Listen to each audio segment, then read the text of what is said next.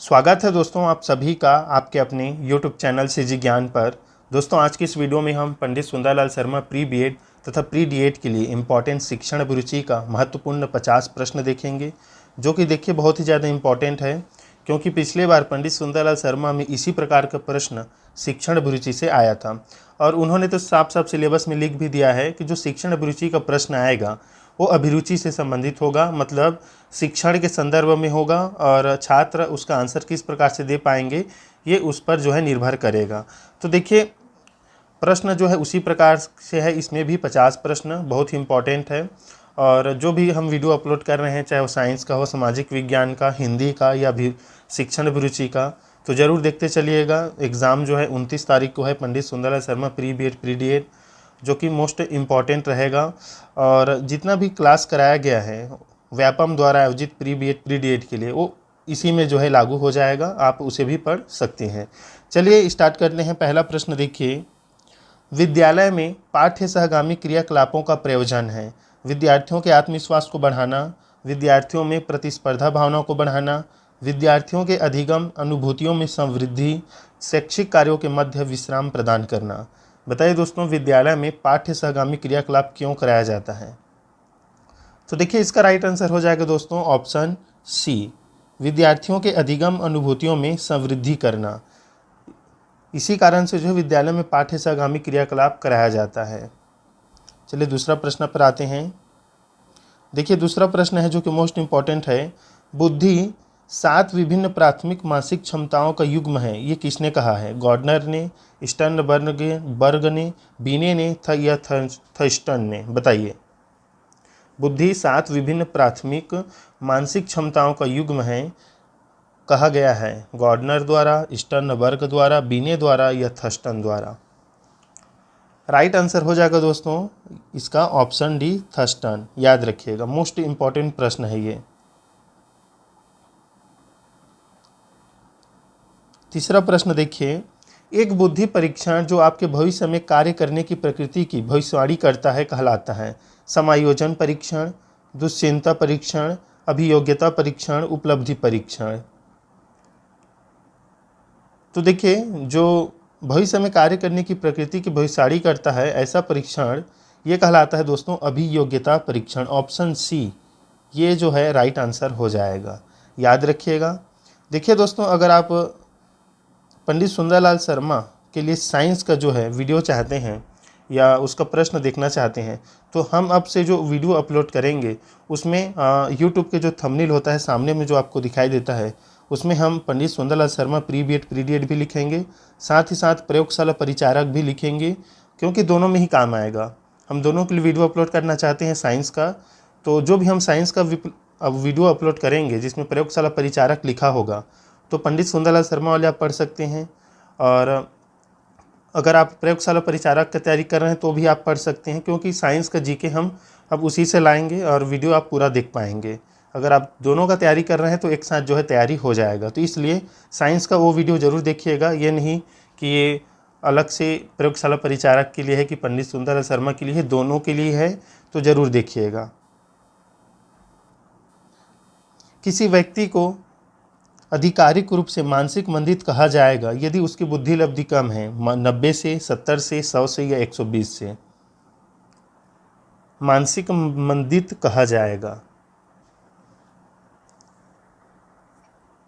तो देखिए अगर उसकी बुद्धि लब्धि दोस्तों 70 से कम है तो मानसिक रूप से मंद बुद्धि वाला बालक कहा जाएगा। ऑप्शन बी राइट आंसर हो जाएगा, 70 इसका राइट आंसर रहेगा। पांचवा प्रश्न देखिए, एक सामूहिक बुद्धि परीक्षण में सत्या के 38 उत्तर सही है। आप इस तथ्य को मानसिक आयु में परिवर्तित करना चाहते हैं, आप क्या अतिरिक्त जानकारी चाहेंगे? सत्या की शारीरिक आयु, उसका आईक्यू, परीक्षण के लिए मानकों की तालिका, उसका सालेह ग्रेड? बताइए राइट आंसर क्या रहेगा। एक सामूहिक बुद्धि परीक्षण में सत्या के 38 उत्तर सही है। आप इस तथ्य को मानसिक आयु में परिवर्तित करना चाहते हैं, आप क्या अतिरिक्त जानकारी चाहेंगे? तो देखिए आप अतिरिक्त जानकारी चाहेंगे वो रहेगा परीक्षण के लिए मानकों की तालिका, कि क्या क्या उसमें आवश्यक है। तो ऑप्शन सी राइट आंसर हो जाएगा।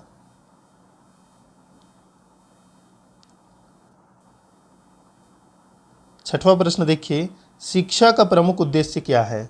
समाज का सुधार करना, छात्रों को अनुशासित बनाना, छात्रों की अंतर्निहित क्षमताओं या शक्तियों का विकास करना, छात्रों को शिक्षकों का अनुयायी बनाना। बताइए दोस्तों, शिक्षा का प्रमुख उद्देश्य क्या होगा? तो देखिए इसका राइट आंसर हो जाएगा दोस्तों ऑप्शन सी, छात्रों की अंतर्निहित क्षमताओं या शक्तियों का विकास करना। ऑप्शन सी राइट आंसर रहेगा।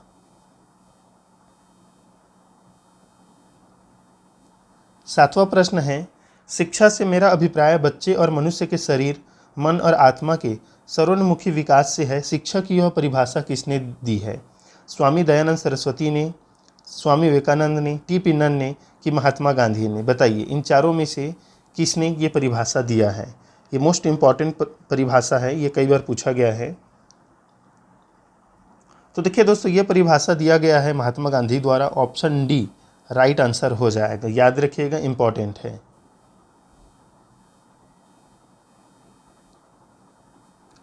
आठवां प्रश्न है, एक प्रभावी शिक्षण का अर्थ निम्नलिखित में से किन्हें छोड़कर है? एक शिक्षक उत्साह के साथ पढ़ाता है, एक शिक्षक अपने छात्रों में दोष ढूंढता है, एक शिक्षक वर्ग नियंत्रण की तुलना में शिक्षण पर अधिक बल देता है, एक शिक्षक पाठ्यक्रम पूरा करने के बजाय विषय वस्तु को समझाने में रुचि रखता है। बताइए प्रभावी शिक्षण का अर्थ क्या होगा? एक प्रभावी शिक्षण का अर्थ निम्नलिखित में से किन्हें छोड़कर होगा? तो देखिए बहुत ही आसान सा जवाब है, ऑप्शन बी रहेगा, एक शिक्षक अपने छात्रों में दोस्त ढूंढता है। तो ये तो गलत हो गया और यही हमारा राइट आंसर होगा, क्योंकि छोड़कर पूछा गया है, तो ऑप्शन बी राइट आंसर हो जाएगा। बाकी उत्साह के साथ पढ़ाता है, शिक्षण पर अधिक बल देता है, विषय वस्तु को समझाने में रुचि रखता है, तो ये बिल्कुल होना चाहिए शिक्षण संदर्भ में। नौवां प्रश्न देखिए, छात्रों के अनुकूल चरित्र निर्माण में सबसे अधिक महत्वपूर्ण भूमिका किसकी होती है? अध्यापक के उपदेशों की, स्वयं अध्यापक के आदर्श चरित्र की, सहपाठियों के व्यवहार की या बाहरी लोग के व्यवहार की? अनुकूल चरित्र निर्माण में सबसे अधिक महत्वपूर्ण क्या है? तो देखिए इसमें सबसे महत्वपूर्ण हो जाएगा दोस्तों स्वयं अध्यापक के आदर्श चरित्र की। ऑप्शन बी राइट आंसर रहेगा। 10वां प्रश्न है, आपकी कक्षा में कुछ छात्र विशेष रूप से मंदग्राही हैं, आप क्या करना पसंद करेंगे? उन्हें अलग से पढ़ाएंगे, उन्हें सामान्य छात्रों के साथ अधिगम की अनुमति देंगे, उन्हें निचली कक्षा में अवनत करेंगे, विशेष अधिगम कार्यक्रम की व्यवस्था करेंगे? बताइए कुछ छात्र विशेष रूप से मंदग्राही हैं, तो आप क्या करना पसंद करेंगे? तो देखिए विशेष रूप से मंदग्राही हैं दोस्तों, तो इसलिए आप विशेष अधिगम कार्यक्रम की व्यवस्था करेंगे उनके लिए। ऑप्शन डी राइट आंसर हो जाएगा, याद रखिएगा।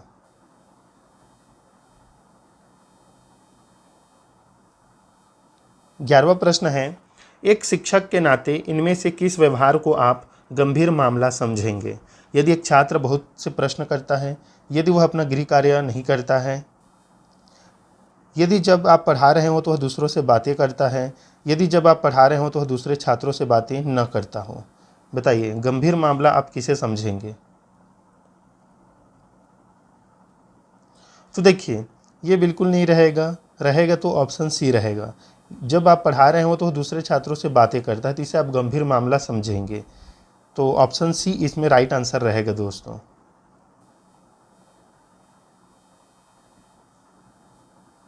12वां प्रश्न है, बालक के सर्वांगीण विकास का उत्तरदायित्व होता है शिक्षक पर, स्वयं बालक पर, समाज पर या शिक्षक और माता पिता दोनों पर?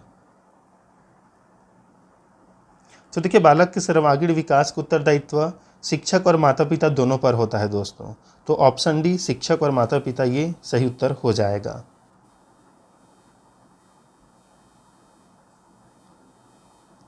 एक बालक जिसकी बुद्धि लब्धि 85 है उसे वर्गीकृत किया जाएगा सामान्य बुद्धि में, श्रेष्ठ, मंद बुद्धि, सामान्य से अधिक बुद्धि।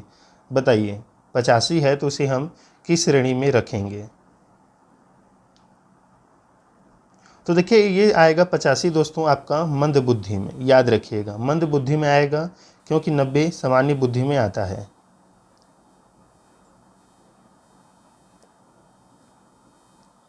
बुद्धि एवं विकास को प्रभावित करने वाले कारक हैं आनुवंशिकता, भौतिक दशाएं, सामाजिक एवं सांस्कृतिक दशाएं, उपरोक्त सभी। तो देखिए बुद्धि एवं विकास को सभी प्रभावित करता है, आनुवंशिकता भी, हमारे आसपास के भौतिक दशाएं, सामाजिक एवं सांस्कृतिक दशाएं। तो उपरोक्त सभी ऑप्शन डी राइट आंसर हो जाएगा। देखिए दोस्तों अगला प्रश्न है 15 नंबर। विशेष शिक्षा के सिद्धांत में शामिल है प्रतिबंधात्मक वातावरण, तो ये शामिल नहीं है। माता पिता की न्यूनतम भागीदारी एवं सहभागिता, ये नहीं है। गैर भेदभावपूर्ण पहचान और मूल्यांकन, ये शामिल नहीं है। विशेष शिक्षा के सिद्धांत में सार्वजनिक शिक्षा पर रोक, ये शामिल है दोस्तों। ऑप्शन डी राइट आंसर हो जाएगा। अगला प्रश्न है देखिए 16 नंबर। एक बच्चे की मानसिक आयु 12 वर्ष है एवं वास्तविक आयु 10 वर्ष है, तो उसकी बुद्धि लब्धि क्या होगी? तो देखिए दोस्तों इसका आंसर आप सभी साथी कमेंट में बताएंगे।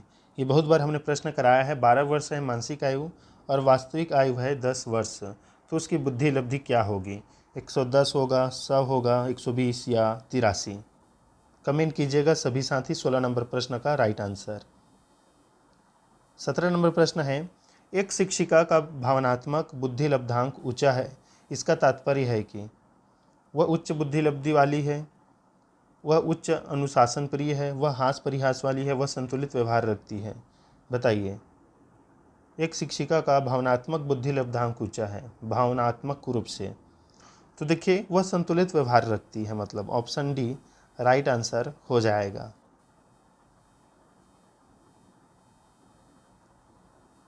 18 नंबर प्रश्न, एक बालक जिसकी बुद्धि लब्धि 105 है उसे वर्गीकृत किया जाएगा। श्रेष्ठ बुद्धि, सामान्य से अधिक बुद्धि, सामान्य बुद्धि, मध्य बुद्धि। बताइए दोस्तों।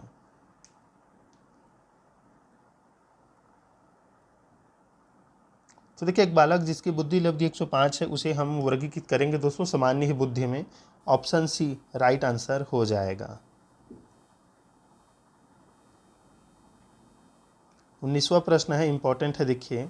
स्कूली शिक्षा की सार्वभौमिकरण के लिए राज्य स्तरीय केंद्रक अभिकरण है, नोडल अभिकरण है, एनसीटी, आरएमएसए, एनआईओएस, एससीईआरटी।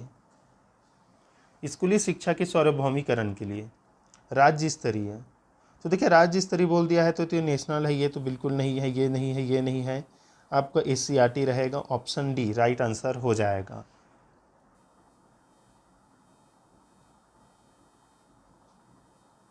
बीसवां प्रश्न, बच्चे की शारीरिक वृद्धि और विकास को प्रमाणित करने वाले कारक हैं। प्रभावित रहेगा ये, तो देखिए प्रभावित करेगा आनुवंशिकता और पर्यावरण दोनों, तो ऑप्शन डी राइट आंसर रहेगा दोस्तों, ये प्रभावित रहेगा।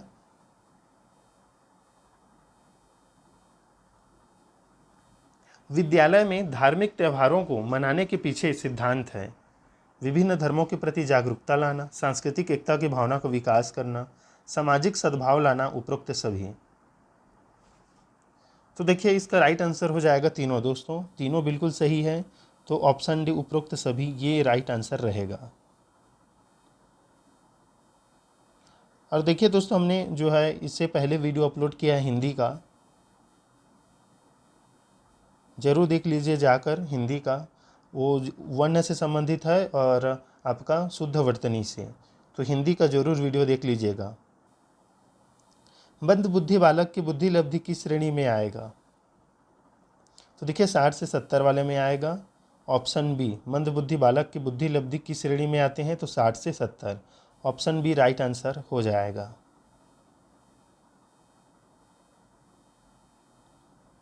23 नंबर प्रश्न, शिक्षक का मुख्य लक्ष्य है तर्क क्षमता का विकास करना, चिंतन का विकास करना, दोनों रहेगा, या सूचना देना? तो देखिए ऑप्शन सी राइट आंसर हो जाएगा, तर्क क्षमता का विकास भी और चिंतन का विकास भी। 24 नंबर प्रश्न देखिए दोस्तों, इंपॉर्टेंट है। बुद्धि के द्विखंड सिद्धांत का प्रतिपादन किसने किया है? स्पीयरमैन ने, थर्स्टन ने, गिलफोर्ड ने, या गेने ने? इंपॉर्टेंट है, बुद्धि के द्विखंड सिद्धांत का प्रतिपादन किसने किया है? तो देखिए बुद्धि के द्विकारक सिद्धांत या द्विखंड सिद्धांत का प्रतिपादन दोस्तों स्पीयरमैन ने किया है, तो ऑप्शन ए राइट आंसर हो जाएगा।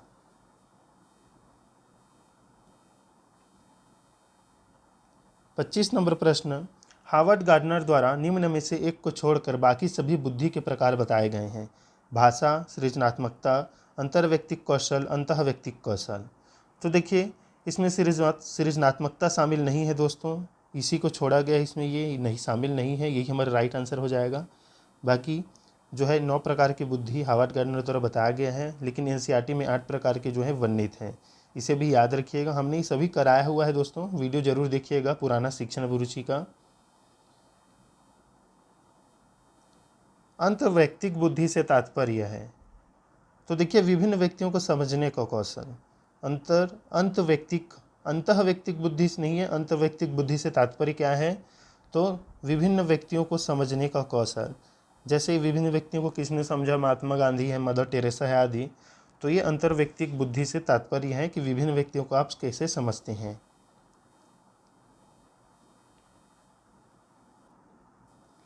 एक बालक की मानसिक आयु 15 वर्ष है और शारीरिक आयु 12 वर्ष है, उसकी बुद्धि लब्धि क्या होगी। तो इसका आंसर भी आपको कमेंट में ही बताना है, कमेंट में ही आपके इसका आंसर देना है 27 नंबर का भी। 28 नंबर प्रश्न देखिए, निम्न में से बहुबुद्धि का प्रकार नहीं है। भाषाई बुद्धि, स्थानिक बुद्धि, अंतर्वैयक्तिक बुद्धि, विश्लेषण बुद्धि।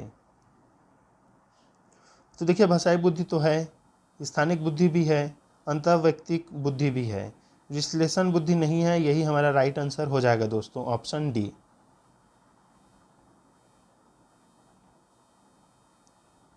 29 नंबर प्रश्न, कक्षाध्यापक ने संजय को अपनी कक्षा में अपने कीबोर्ड पर स्वयं द्वारा तैयार किया गया मधुर संगीत बजाते हुए देखा।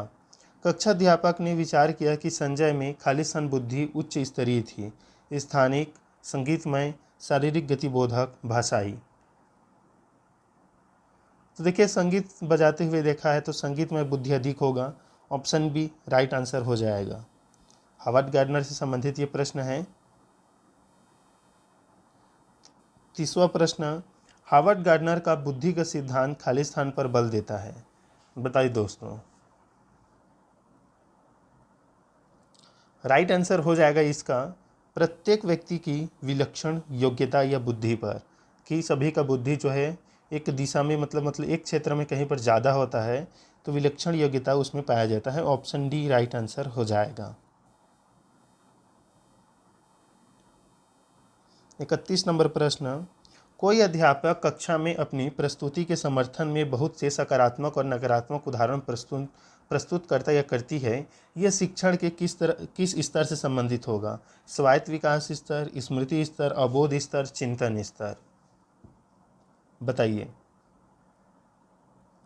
तो देखिए ये शामिल होगा दोस्तों, नकारात्मक और सकारात्मक उदाहरण प्रस्तुत कर रहा है या कर रही है तो अबोध स्तर पर, ऑप्शन सी राइट आंसर रहेगा।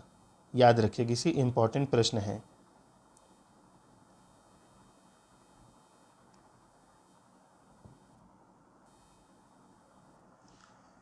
इस प्रकार की काउंसलिंग में वे लोग शामिल होते हैं जो स्कूल छोड़ देते हैं और जिनकी कठिनाइयां अधिक गंभीर होने की संभावना होती है।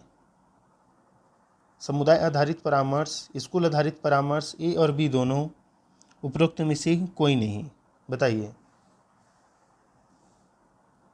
इस प्रकार की काउंसलिंग में वे लोग शामिल होते हैं जो स्कूल छोड़ देते हैं और जिनकी कठिनाइयां अधिक गंभीर होने की संभावना होती है। तो ये होता है समुदाय आधारित परामर्श, ऑप्शन ए राइट आंसर हो जाएगा।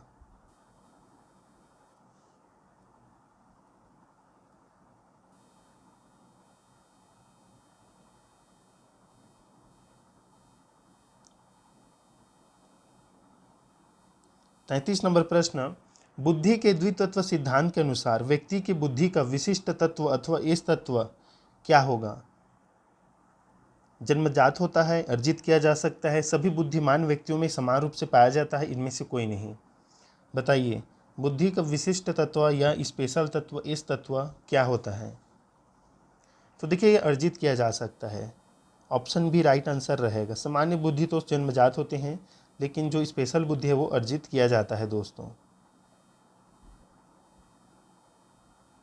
34 नंबर प्रश्न, चित्र पूर्णता परीक्षा एवं कोह ब्लॉक डिजाइन परीक्षा बालक के खाली स्थान को जानने के लिए उपयोग किया जाता है? रुचि, अभिक्षमता, बुद्धि या अभिवृत्ति? तो देखिए, को ब्लॉक डिजाइन परीक्षा जो है बालक की बुद्धि को जानने के लिए उपयोग किया जाता है। ऑप्शन सी राइट आंसर रहेगा दोस्तों।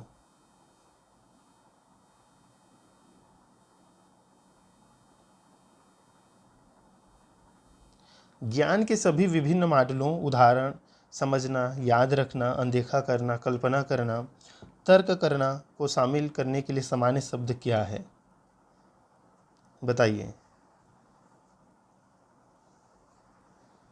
ज्ञान के सभी विभिन्न मॉडल, उदाहरण, समझना, याद रखना, अनदेखा करना, कल्पना करना, तर्क करना को शामिल करने के लिए सामान्य शब्द क्या होगा? मोस्ट इम्पॉर्टेंट प्रश्न है, बताइए इसका राइट आंसर क्या रहेगा? तो देखिए, इसका राइट आंसर रहेगा दोस्तों ऑप्शन बी, बुद्धि।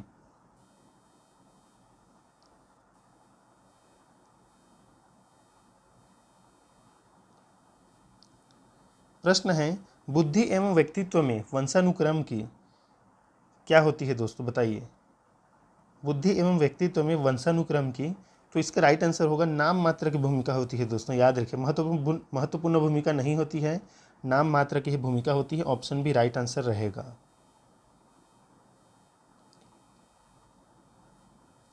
भाषा संबंधी योग्यता और बुद्धि लब्धि में घनिष्ठ संबंध होता है, यह कथन किसका है?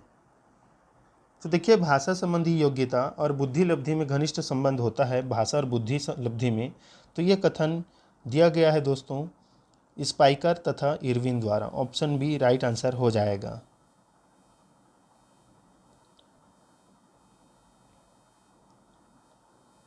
बुद्धि एवं बुद्धि परीक्षण के महत्व का निम्नलिखित में से किस कथन से पता चलता है? तो देखिए, इसका राइट आंसर होगा उपरोक्त सभी। बुद्धि परीक्षण की भूमिका व्यावसायिक मार्गदर्शन में अहम होती है, सही है। बुद्धि परीक्षण द्वारा छात्रों को उन्नति के मार्ग पर प्रशस्त किया जाता है। अनुसंधान के विभिन्न घटकों के चयन हेतु बुद्धि एक आधार है। तो ऑप्शन डी उपरोक्त सभी राइट आंसर हो जाएगा।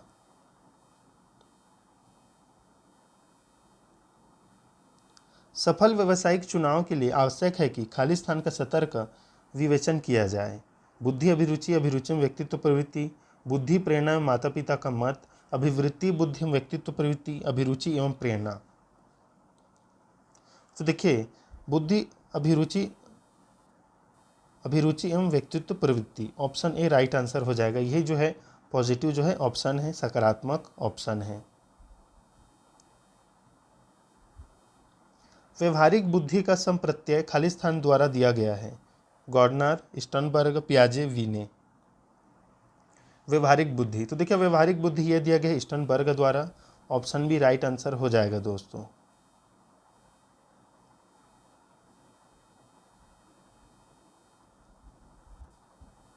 रविवार की रात को नेहा ने सोमवार की परीक्षा के लिए अध्ययन किया। सोमवार को उसे सब ठीक से याद रहा तथा उस परीक्षा में उसे ए प्राप्त हुआ, ए ग्रेड। परंतु जब 2 सप्ताह बाद उसने पुनः परीक्षण दिया, उसे पढ़ी गई कोई सामग्री याद नहीं रही। नेहा की स्मृति में वह अध्ययन की गई सामग्री कहाँ तक गई? तो ये वह उसकी वर्किंग मेमोरी तक पहुँची। ऑप्शन बी राइट आंसर हो जाएगा, 41 का बी। शैक्षिक लब्धि का सूत्र है, तो देखिए शैक्षिक लब्धि का जो सूत्र है वो क्या रहेगा दोस्तों? बताइए शैक्षिक लब्धि का सूत्र। तो देखिए राइट आंसर हो जाएगा शैक्षिक आयु कालक्रम आयु मल्टीप्लाई जो है 100। ऑप्शन सी राइट आंसर रहेगा दोस्तों। याद रखिएगा 42 का ये जो है ऑप्शन सी राइट आंसर हो जाएगा, शैक्षिक लब्धि का सूत्र।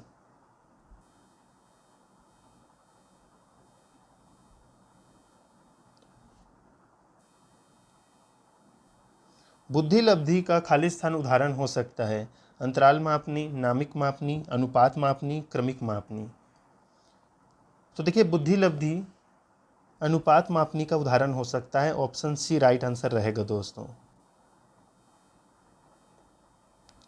मानसिक आयु क्या होता है? तो देखिए मानसिक आयु एक निश्चित अवधि तक बढ़ती है फिर स्थिर हो जाती है। ऑप्शन सी राइट आंसर रहेगा।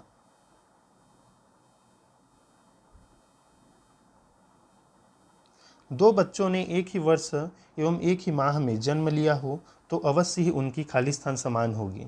वास्तविक आयु, बुद्धि लब्धि, मानसिक आयु, निष्पादन आयु। देखिए, दो बच्चों ने एक ही वर्ष व एक ही माह में जन्म लिया हो तो अवश्य ही उनकी जो है वास्तविक आयु ही समान होगी दोस्तों। ऑप्शन ए राइट आंसर रहेगा। देखिए, बुद्धि लब्धि तो समान नहीं हो सकता, मानसिक आयु अलग होगा, निष्पादन आयु भी अलग होगा। Option A he right answer रहेगा। बुद्धि के बहुकारक सिद्धांत के प्रतिपादक हैं, बताइए राइट आंसर क्या रहेगा। बहुकारक सिद्धांत, बुद्धि के बहुबुद्धि का सिद्धांत किसने दिया है? तो बुद्धि के बहुबुद्धि का सिद्धांत जो है हावर्ड गार्डनर, लेकिन बहुकारक का सिद्धांत दिया है थॉर्नडाइक ने। ऑप्शन सी राइट आंसर रहेगा दोस्तों। एक बच्चे की बुद्धि लब्धि अगर 90 से 110 के बीच है तो वह क्या है दोस्तों? सामान्य बुद्धि का बालक है, प्रखर बुद्धि, उत्कृष्ट बुद्धि या प्रतिभाशाली? तो देखिए, वह सामान्य बुद्धि का बालक है। ऑप्शन ए राइट आंसर हो जाएगा, क्योंकि 90 दे दिया है, 90 से 110। गिलफोर्ड ने अभिसारी चिंतन पद का प्रयोग किस समान अर्थ में किया है? अभिसारी चिंतन का प्रयोग किस समान अर्थ में किया है, बताइए। देखिए, मेरे हिसाब से गिलफोर्ड ने अभिसारी चिंतन नहीं, अपसारी चिंतन होगा, और इसका प्रयोग उसने सृजनात्मकता में किया है, तो ऑप्शन भी राइट आंसर हो जाएगा। देखिए, अभी ये जो प्रश्न करा है उसमें अभिसारी चिंतन का प्रयोग किस समान अर्थ में किया गया है, यह बुद्धि दिया गया है, लेकिन मेरे हिसाब से अगर प्रश्न में ये ध्यान रखिएगा दोस्तों, ये अपसारी बोला जाए तो इसमें आप सृजनात्मकता लगाइएगा। ऑप्शन भी राइट आंसर हो जाएगा। 49 नंबर प्रश्न, चिंतन अनिवार्य रूप से है एक संज्ञानात्मक गतिविधि, मनोगतिक प्रक्रिया, मनोवैज्ञानिक परिघटना, भावनात्मक व्यवहार। चिंतन अनिवार्य रूप से एक है, तो देखिए चिंतन क्या है? संज्ञानात्मक गतिविधि है दोस्तों।